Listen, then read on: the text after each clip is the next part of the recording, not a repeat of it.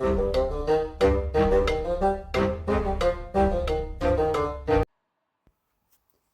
and welcome to the Critically Clueless. I'm a monk, and today, yes, we are in Mountain Blade to Bannerlords, and this is going to be a beginner's guide kind of video for you guys, kind of just talking you through some basic things for you to look at or to think about when it comes to starting your game, because this is an incredibly big game.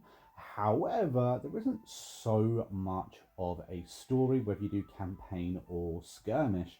The story and what you do, why you need to do it, is kind of obscured. You need to hold your own hand. The game doesn't do it for you. So I'm kind of doing, a few tips, tricks, things to think about, hopefully just get you guys a foot in the door.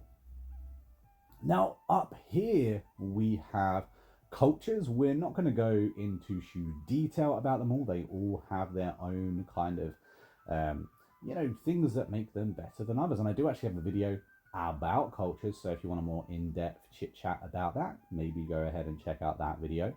For now, we're going to choose Battanians. You get to move faster through forests, which I personally find extremely useful for either attacking somebody or running away from somebody, which, in the early game you may be doing quite often.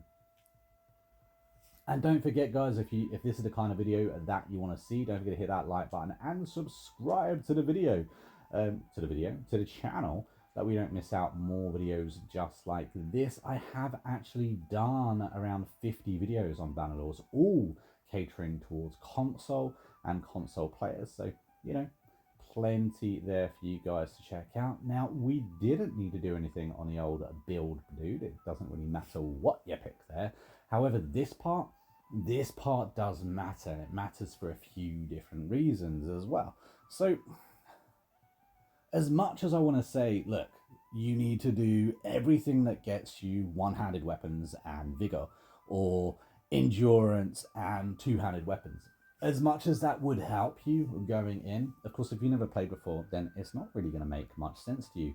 Play how you want to play, but have an idea in mind how you want to play. That's what I would say, because you're not going to be able to max out every single stat. As cool as every single stat is, I mean, these things have some pretty cool things about them. You're not going to be able to max them all out. So, if you want to be a bit of a smith, maybe think of that in mind. If you want to be a bit of a trader, maybe think of that in mind. If you want to do one-handed and bows, then you will know you want to do one-handed and bows. However, you're not going to be able to do one-handed, two-handed, pole arms, bows, and also use throwing axes. It's just not going to be feasible for you and your character to do that. So keep it in mind, okay? And of course, what I pick, you don't have to pick. I do it for my own little reasons and my own little role play-esque ways. So you are born into a family of As much as I love healing, I think healings should really be on a companion rather than yourself. So we're not going to go down that route. We have some tribe people now. Focal points and attribute points. Here we go. So we got a focal point right here, and then we got an attribute point up in control. Now, let me tell you this heading in. Attribute points are rare. You get one attribute point every 4 levels, guys. That's it. Focal points, you get one every single level. So prioritize where your attribute points go here, not your focal points. That's my advice to you. Okay, so what else do we have? Two-handed weapon, interesting. Cunning, cunning can be useful. Scouting and tactics particularly can be useful. Social again can be useful. I think we are going to go for a smith, because endurance regardless is always going to be a good one for you guys to grab. You got endurance right here, also gives you smithing, athletics, and horsemanship. And boy, do you need all of them leveled up. Maybe not smithing, depending on how you're playing. As a child, you were noted for leadership. Oh, having good leadership is always fun. Your brawn, again, good vigor. Two-handed weapons right there. But I don't want throwing. control. I'm not much for a bow, to be fair. If anyone's seen my latest Let's Play, you'll know that I'm terrible with a bow. Attribute for numbers. Again, you get extra points in intelligence. Stick with your horses. Extra points in boom. 1 horses. 2 endurance. We're going to go for that. I think that's a good one. Like all village children, you helped out on the fields. You also herded some sheep. I'm not Welsh, so let's skip that one. Vigor's not a bad one, to be fair. Working the smithery in the village. Intelligence is also a good one to go down because stewardship is so useful. Another point in endurance right here, and we also get a focal point in scouting. Very useful.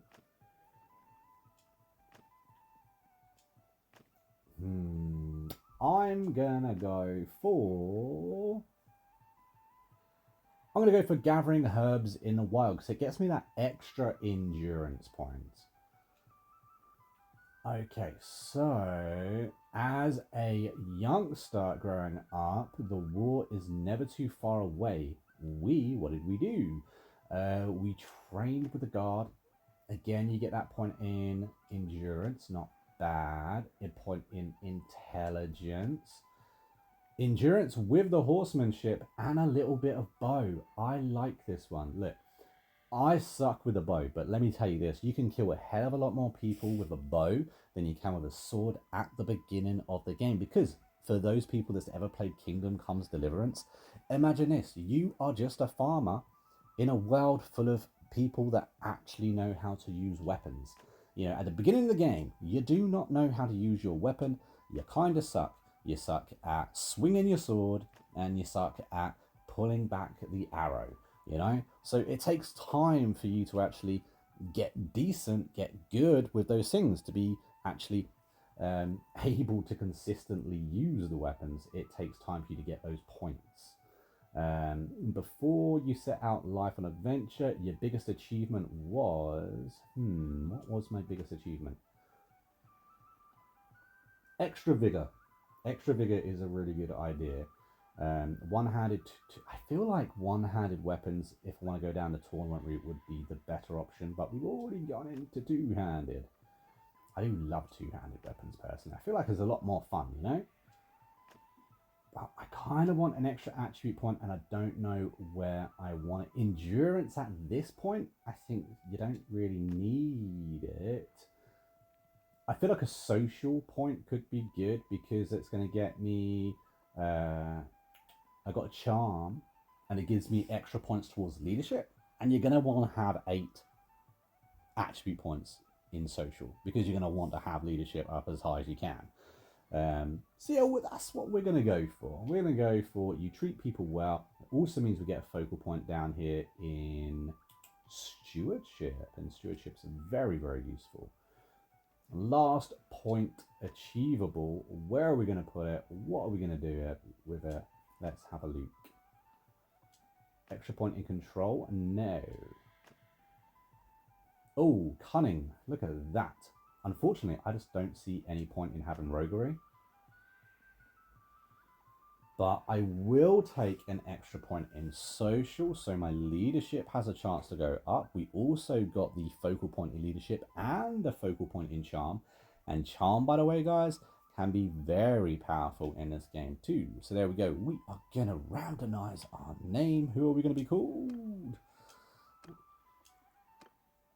That will do. What a name. All of this stuff we're going to leave as basic, probably because that's going to be the basic settings that everyone watching this video is going to be using. So, you know, we're on the same even keel. How about that? Let's skip tutorial because, hey, you don't really need to do the tutorial, and I've done it before. Now, what I have heard many times on the channel is that they don't know what to do after the tutorial. And of course, that's what this video is here to do. It's here to help you understand what you're going to do after the tutorial. Now, your main mission, guys, is a pretty easy one.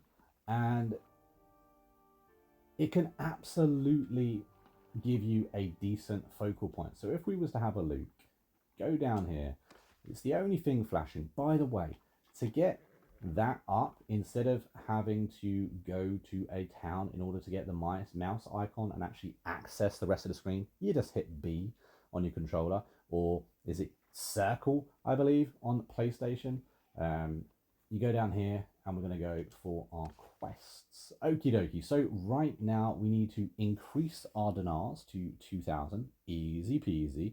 We need to grow our men to 20. Again, relatively easy. And reach clan tier 1 and hire a companion. Pretty straightforward. After that, after you complete all of that, you'll get a little quest which allows you to get your brother back. Now, your brother, for anyone that doesn't know, is one of the best companions in the game. Prioritize getting your brother. Once you hit that marker and you actually have your brother, you actually get 2 brothers and a sister, but the other 2 are a bit too young. Once you get them, stop doing the main quest, or at least slow it down, because that is kind of an end game scenario type of deal. It gets very hard very quickly, especially if you do it too quickly.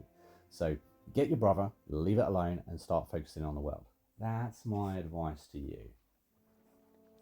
Another little tip would be to get some men. So right now we are 1 man and his horse. And if we zoom out, you can see this world is absolutely bloody massive, and it's full of looters, it's full of raiders, it's full of bandits and people that just want to cause us harm. And unless you want to be dragged around this map, because trust me, it really could happen to you, I would advise you to get some troops, and very quickly. Now, Paros is a town which is not too far away from you. You start here if you're in the main campaign, and well, we are right here. So let's go over here. Remember, we are only 1 guy, so I wouldn't necessarily fast forward. You're pretty safe in this area, but have a little watch out, because there are going to be looters and bandits around, and 1 against many isn't a good idea. One thing I would say is this game is a very long game. Anything that you want to achieve, be it smithing, trade, one-hand, be a one-handed champion, you know, you can do a tournament champion, be the tournament champion of the entire continent. It's going to take time and effort. One thing this game does give you is content, lots and lots of content. One thing you might not know is when we're in a town and we have visited, you know, the market, we can switch between a battle outfit and our civilian gear. Now, we don't need civilian gear, and a focus for you guys is going to be to get money. You're going to need money for all kinds of things in this game.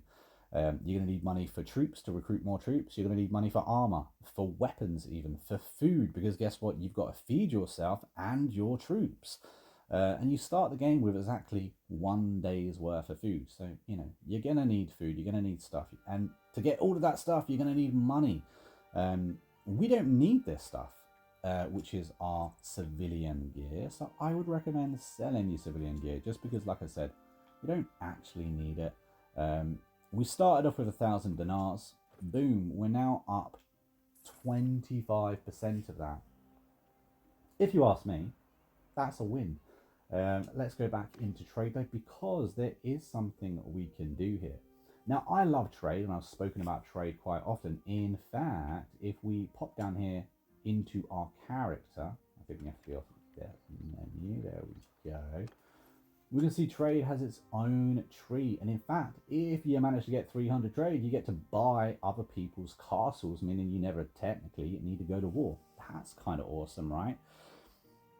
But in order to do that, you're going to need profit. Now, profit is traded. Let's say, for instance, I buy some hide from one place for 10 dinars, and then I sell it for 30 dinars. Well, that's that profit, and that's how I would earn that experience. And the reason I'm saying that is because what I'm going to ask you to do, or show you, is that what you can do is you can go all the way down here, and this will be in every single game, not just the game that I'm currently playing. And you can buy all of these hogs. Now, these hogs really aren't too expensive. We can't actually, we need to give one of these back. Let's see, how many do we need to give back? That'll do. So the hogs aren't too expensive. We could take them to another city and sell them for a profit. If we did, we would earn that trade experience. However, what we're going to do is go into the infantry and we're actually going to slaughter them. And when we slaughter them, we actually earn hide and meat. Now, because we haven't actually brought that hide, we're not going to be making technically a profit off the hide. So we're not going to be earning that experience. Kind of wanted to mention that just in case people started wondering. The same with any smithed weapons. If you smith a weapon, you can't actually earn trade experience off it. It's a bit of a shame, but that's how the game works. So at least you know now. Anyway, we can sell all of that hide. And we can sell all of that meat. And we have made quite a bit of profit. As you can see, 3,000 just like that. So we have tripled our money in one little visit to a town. In fact, they still had some more hogs as well. So we can go back down here, go over to the hogs and get those last couple. And because of course, we're going to need troops. So let's have a look at recruiting. There's none here. That's a bit problematic. Where are we? There's the infantry. Go over to the hogs once again, and we are going to slaughter those hogs. There we go. Into trade. Now, before I sell that off, little tension up here. We're over capacity, right? So we're moving on that battlefield. We are going to be moving slower than we should be moving, which isn't really good for us, especially if we want to keep out of those raiders' hands. Something the game doesn't really explain to you or tell you is that you can buy horses. Now, horses will increase your movement speed, which is really bloody useful. But there's certain horses that increase your movement speed better. Like, for instance, if I had a load of these guys, you can see that this little stat here, if I hover over it, it says used for increasing your speed. So let's say I had 100 foot troops. If I had 100 of these horses in my party as well, all of those troops would sit on these horses and would move faster technically. It increases my speed across the map. Whereas there are other types of horses, like mules, for example, that are used for carrying goods. So they're pack mounts, meaning I can carry more gear. So both of them have their uses, but there are two different types of horses. It's just a good idea to point that out. When I very first started this game, it took me an incredibly long time to realize that was even a thing. So hopefully I've saved you a little bit of time there. So what did we want to do? We wanted to sell the hide. We're going to keep the meat because, hey, we need the meat, right? So we're going to sell the hide. There we go. And we are going to need to buy ourselves a horse by the looks of it. We are overweight. We don't want to be overweight, so let's buy a couple of horses. There we go. It's not going to cost us too much. So we need troops because, as we said earlier, you know, getting into a fight with the wrong people this early on isn't great. Now, if we increase our scouting, we will be able to see a greater area around us, meaning that we're not going to accidentally run into looters and bandits because we're actually able to see them approaching. So increasing your scouting is definitely going to be useful. Apparently, we can't find a single person to hire, which really isn't useful. Oh, did you see that? 17 looters right there. They only just missed us. My hope of defeating 15, 17 looters right now is pretty much zero. I don't even have a sword, I think, when you very first start the game. Currently, with the build that I've got at least, I do not have a sword, so wouldn't want that now, would we? Let's pop down here to Pyros. Actually, I've just oh, hello. We've got some troops at a spawn. Brilliant. We're going to take all of those guys, and we are up to 11, which is a hell of a lot better. Now, we already established that we have got towns, which is fabulous. In towns or just walking around, you can sometimes find missions. Missions are really important. If it's a gold icon, that is going to be a mission relating to the main mission. If it's blue, however, like this little guy's got, it's going to be like a little side quest. Some of these are actually really quite fun. You do earn money from them, and you also earn relations with people. Those relations with people can be really useful later on in the game. So have a think about that. Doing little side missions can be quite fun. But then we've also got little villages. Now, little villages can also have missions and side missions alike, and again are quite fun and have their own little rewards, including money as well. We are going to take on all of these hogs. That's right, we're going to take on the hogs. Luckily, the hogs don't increase our carry capacity. The hogs are also relatively cheap too, which is good for us. It is going to cost us $8.88, but I think we can afford it. Now, can we avoid these looters? Can we actually get these looters to follow us a little bit? There we go. Okay, so we didn't avoid them and they attacked us. I actually didn't want that. I wanted to show you guys something, so I kind of messed up a little bit there. We are going to have to fight. 11 versus 18. We should do okay, but this is a reason why I say that, you know, making sure that you actually have troops at the beginning of the game is really important, guys. I'd highly recommend it. We're going to get our guys just to charge at them, and I'm going to use the bow the best I can. Now, I really do suck with the bow. I wasn't joking when I said that.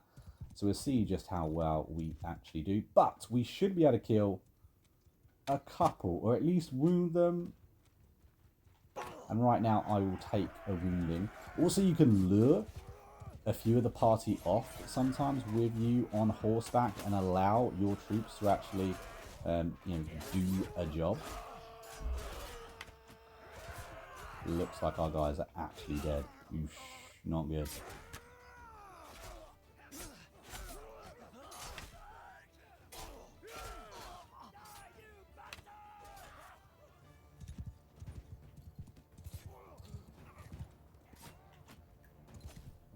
Where is... There we go, we're going to do this. We've got one guy left and there are 2 or 3 of these, so we actually need to go in and do some damage. We did win, but my god, it was tight. There we go. We probably should have done a little bit better in there, but you know, it's kind of this thing. This game is tough. It does take time when you've got no proficiency in something.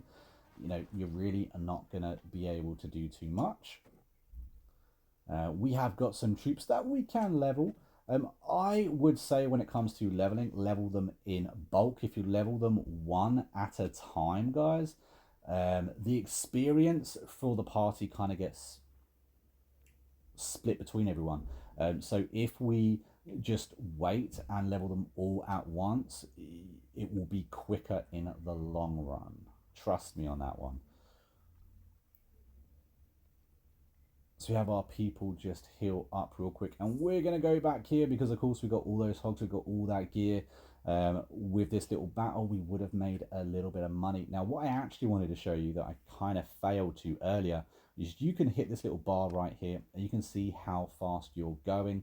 You can see your party speed, and you'll be able to hover over someone else and see what their party speed is as well, so you'll know if you're going to be able to run away from them, catch them up, that kind of thing, and what's slowing you down. Like right now we have a herd disability because we have so many hogs with us. It's slowing us down, but in the long run it's gonna be well worth it. So let's pop up here. I definitely don't want to fight any more looters, at least not right now anyway. Pop into our inventory. We're going to be looking at our hogs once again, and of course we're going to be slaughtering them because we want the money. And it's a really good little way to earn a little bit of cash. Now, you're not going to be able to find millions upon millions of hogs. However, you're probably going to find enough to be able to keep you going early game. Let's sell all of this stuff, and of course then we've got all of our hide that we can sell too. Let's sell that, and we've got a load of meat here. Now we don't need all of that meat. In fact, we probably don't need any of it, as we also have a little bit else. We can sell our olives, and we can sell the pitchforks, And there we go. We just made 2,000 off that. So we're up to almost 4,000 right now, which is pretty good. Let's buy all these guys, and that puts us up to 15 troops, which I quite like the sound of. Now, one of the other things I would at least look into early game would be tournaments. Tournaments are a great way to start your game off. So if you are, not exactly sure of what it is you should do, maybe set your sights on becoming a tournament champion. It's going to take an awfully long time, but you have to start somewhere. Now, in these tournaments, you can earn a lot of gear, a lot of good gear. You can also level up your skills. So depending on what these tournaments are, it could be one-handed weapons, two-handed weapons, or whatever it is. But the point is, you will be leveling up and gaining that experience, which means you're going to be able to survive better on that battlefield as well. Tournaments aren't too hard to find, especially early game. Just keep visiting the local towns, and eventually you will grab one up. If we just have a little look-see, as you can see, we have around 20 troops.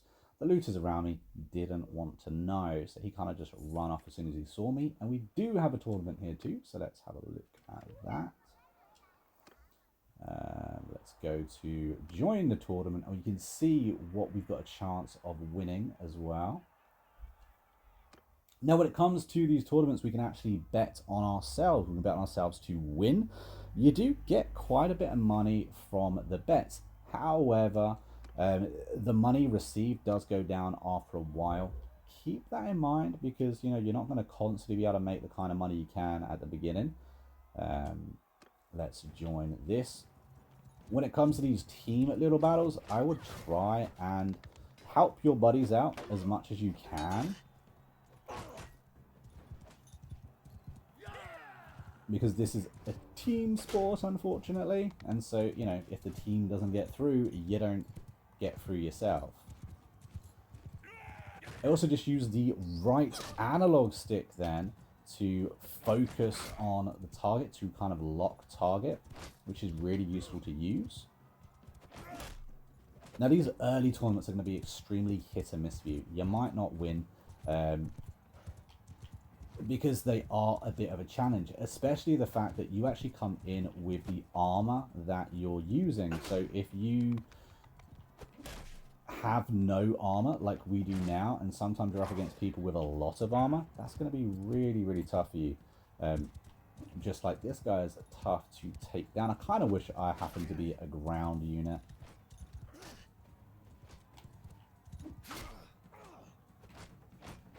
But we make do with what we got. We're far too close.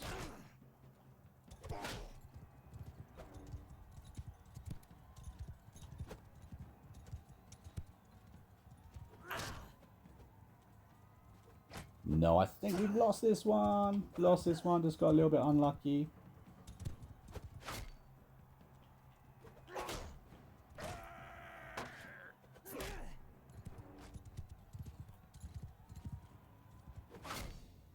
Oh, we did level up though, so we will take that. A level up is always a good thing. That dude is so fast. The guy without the horse, he's very fast. Bless him.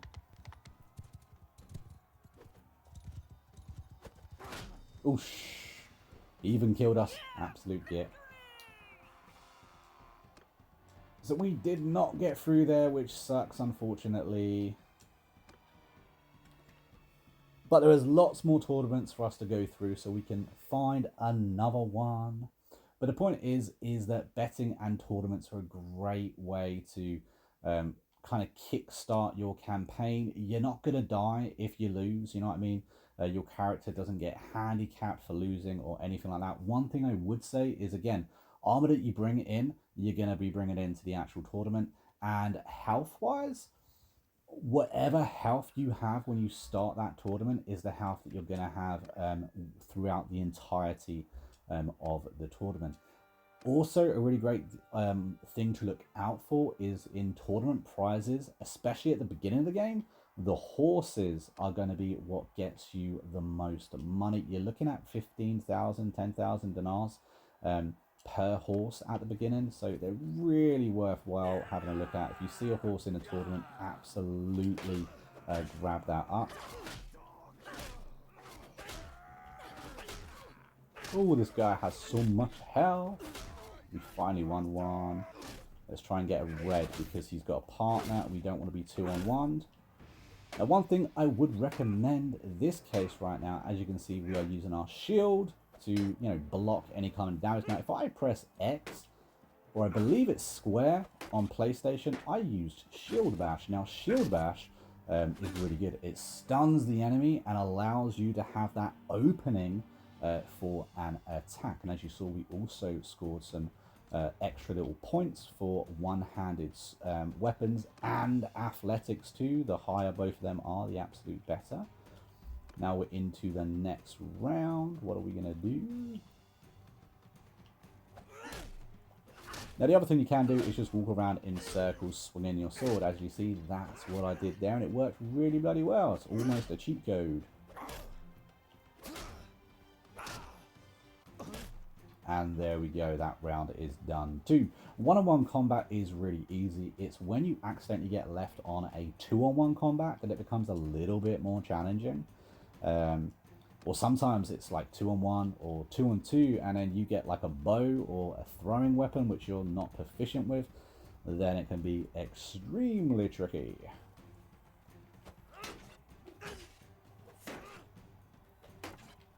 There we go. This guy has too much armor. There we go, he's dead. A few swings with my sword in his face. Lovely, done. Done and dusted. So we are on and through to the final. Now we are up against an actual lord here. As you see, he is a named Dudio. You're probably going to find him on the map, but that means this guy is tankier and better equipped than everyone else. He also is going to be extremely proficient when it comes to his weapons. So if you lose, don't think of it as a bad thing. These guys are absolutely tough, to be fair. But we did win. We are now level 19 on our athletics. We won ourselves a decent amount of money, and of course we won renown. Now, the renown is what you use in order to level up your clan, and of course the higher level your clan, the absolute better. You get all kinds of things when it comes to leveling up your clan, including extra parties running around the map, waving your flag around, earning you extra gear. You're allowed extra companions as well, and you're allowed extra workshops or shops if you have a higher clan, as well as a bigger party size. That way you're able to run around with 300 troops that belong to just you alone. So having an extra party, having a bigger clan, it's definitely something to aim for. In fact, it's one of the first missions you have to do is to reach clan tier level 1. One thing I will do, however,